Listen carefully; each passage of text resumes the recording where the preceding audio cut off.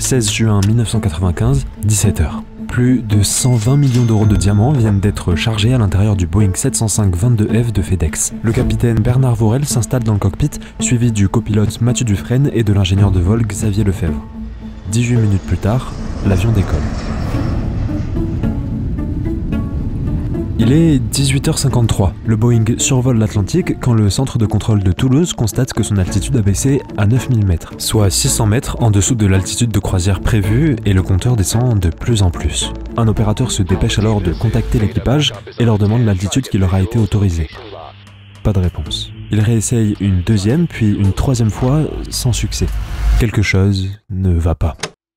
Pendant 6 minutes, le centre de contrôle, aidé par l'armée ainsi qu'un autre avion en vol, tente de prendre contact avec le Boeing des dizaines de fois sur des dizaines de fréquences différentes. Mais aucune ne renvoie de réponse. 19h01, le vol 705-22F disparaît des radars. Une phase de détresse est directement déclenchée, l'équipage et l'avion nécessitent une assistance immédiate. 6 jours plus tard, l'épave est retrouvée au fin fond de l'océan. 11 ans plus tard, le pilote est arrêté dans une villa aux Seychelles. Qu'est-ce qui s'est passé ? On est le 17 juin, et dans un cercle de 70 km autour de la dernière position connue du Boeing, une dizaine d'avions et de navires, militaires et scientifiques, sont à la recherche du moindre indice. Depuis quelques heures déjà, une seule question intrigue le monde entier: où est le Boeing 705-22F ? Et il se trouve qu'il y a des gens qui ne sont pas seulement intrigués par la question, eux ils en sont obsédés. Et eux, c'est eux. La plus grande entreprise de diamants du monde et, vous l'aurez deviné, propriétaire de la cargaison. En fait, ce qu'il faut savoir, c'est que normalement, ce type d'avion transporte différents colis ou marchandises appartenant à différentes personnes ou entreprises. Sauf que ce vol n'est tout simplement pas vrai normal. Là, la cargaison est absurde, 120,2 millions d'euros de diamants qui doivent à tout prix rester en sécurité et en bon état. Et je sais pas si vous le saviez, mais dans les fonds marins, c'est assez difficile de garder les choses intactes très longtemps. Alors De Beers dépense et dépense et dépense des centaines de milliers d'euros dans l'espoir de retrouver leurs centaines de millions. Ce qu'ils vont trouver, surtout, c'est la chance. Ça fait maintenant 3 jours que l'avion a disparu et à plus de 200 km de la zone de recherche, un bateau de pêche tombe sur des débris. Première information, des débris d'avions ont été repérés dans l'Atlantique. Cette zone de l'Atlantique est une zone de tous les trafics, c'est une zone où de nombreux vols ne sont pas déclarés. Il n'est donc pas à exclure à 100% que ces débris puissent appartenir à un incident précédent. Les fonds marins dans une zone de 50 km autour du débris sont cartographiés avec des sonars. L'opération est extrêmement coûteuse, mais va finir par payer. Parce que ça y est, après 6 jours de recherche intensive, l'épave du Boeing 705 est localisée. Une équipe d'experts est dépêchée et sur place, ils découvrent un avion complètement détruit. Et surtout, ils retrouvent quelque chose de particulièrement inattendu: rien.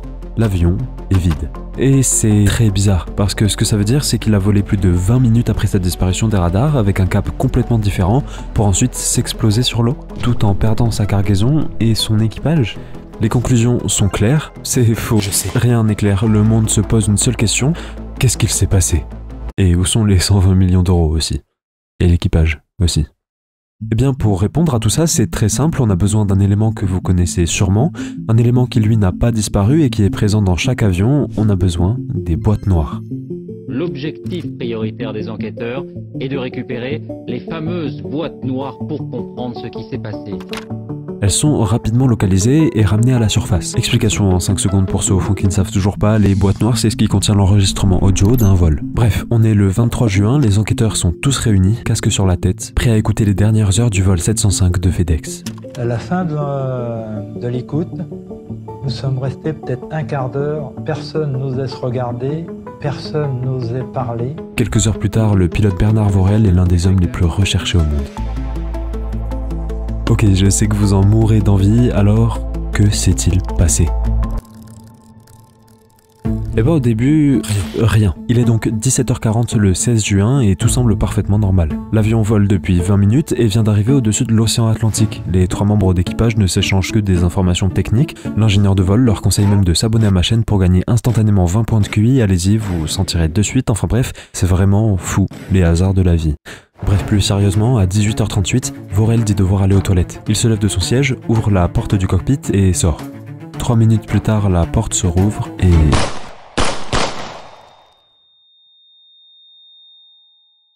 Bernard Worel vient de tirer sur le copilote Mathieu Dufresne et l'ingénieur de vol Xavier Lefebvre, les tuant sur le coup. Worel panique puis déplace les deux corps avant de se rasseoir et d'amorcer une descente vers l'océan. Il est donc 18h53 quand Worel entend la première tentative de contact de l'aéroport de Toulouse. Il comprend que sa perte d'altitude a été remarquée et passe précipitamment à la prochaine partie de son plan. Il désactive le signal radar émis par le transpondeur, ou du moins, c'est ce qu'il croit. En fait, l'adrénaline mélangée aux milliers d'émotions qu'il ressent le font appuyer sur le mauvais bouton. Le frérot a désactivé la clim. Bref, il se rend compte de son erreur au bout de 7 minutes. 19h01, l'avion disparaît des radars. Worel change de cap vers le sud. Au même moment, le signal d'alerte est lancé à Toulouse. Des équipes sont activées et se dirigent vers la dernière position radar connue de l'avion. 14 longues minutes se sont écoulées depuis le changement de cap et le Boeing 705 n'est plus qu'à 200 mètres d'altitude. L'océan est plus proche que jamais. Bernard Worel se prépare à amérir. L'eau se rapproche, le pilote est concentré, ses mains sont crispées sur la manette, ses yeux fixés sur le système d'atterrissage. Il sait que l'avion n'a ni souci moteur, ni souci de carburant, ni même de passagers, et qu'il est bien assez maniable pour ajuster parfaitement sa trajectoire. Il n'est plus qu'à quelques mètres de la surface et... L'impact est brutal, mais l'avion est en bon état et glisse sur l'eau avant de s'immobiliser. Au même moment, Worel sort du cockpit et ouvre la large porte latérale par laquelle la cargaison est entrée. Et puis... plus rien. Ou du moins, on sait pas bien. On sait pas bien. En fait, ce qu'on entend depuis tout à l'heure, c'est les microphones du cockpit voice recorder, je crois. Et ils sont conçus pour capter les sons du cockpit, comme les voix, les alarmes, etc. Le truc, c'est que, comme vous avez pu l'entendre, la qualité est macabre. Alors, vous l'aurez compris, pour tout ce qui se passe en dehors de l'avion... Bon, malgré tout, il existe des gens dont le métier est de décrypter ces boîtes noires. Alors ils décryptent, et ce qu'ils entendent, c'est pas ça. Plusieurs bateaux se rapprochent de l'avion, puis la cargaison se fait déplacer. 25 minutes plus tard, les bateaux repartent. 19h57 et 30 secondes. Bon, je pense qu'à ce stade, vous l'avez deviné, Worel avait des complices. Et après qu'il ait amené l'avion à une localisation déterminée à l'avance et qu'ils aient récupéré la cargaison, ils ont fait exploser l'avion pour le faire couler plus rapidement. Et voilà, c'est aussi simple que ça. Non. Une énorme enquête sera lancée, mais pour vous la faire courte, la police ne trouvera jamais rien, notamment à cause de centaines de faux témoignages qui laissent penser que Worel a collaboré avec une organisation criminelle. On n'aura jamais la réponse. Ou en tout cas, c'est ce que j'aurais dit si j'étais dans les années 90, parce que Bernard Worel sera repéré en 2006 dans une villa aux Seychelles et évidemment arrêté. Lors de son procès, il avouera avoir été forcé par une organisation criminelle dont il ne donnera jamais le nom. Mais bon, vous imaginez bien que son train de vie a fait douter la juge, qui l'a donc condamné à rien, la peine maximale pour entre autres homicide volontaire et vol, et je vous laisse le plaisir de vous renseigner si ça vous intéresse. Très honnêtement, cette histoire je la trouve complètement fausse, folle et... Stop. Oh, d'accord. Bon ben, laissez-moi vous poser une question. Qu'est-ce qui est réel ?